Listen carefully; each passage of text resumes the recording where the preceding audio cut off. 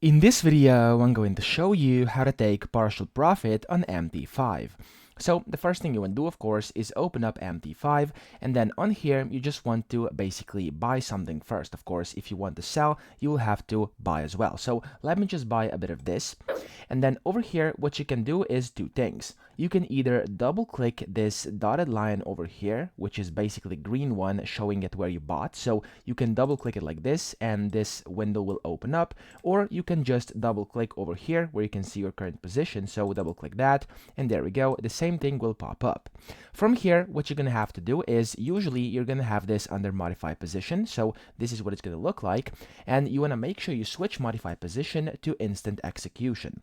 After you do this, over here, you can just modify how much you would like to sell and take partial profit. So volume currently set to 1. What you can do is you can, for example, go to 0.25, and I'd sell like 25% of that. 25% of that. There we go.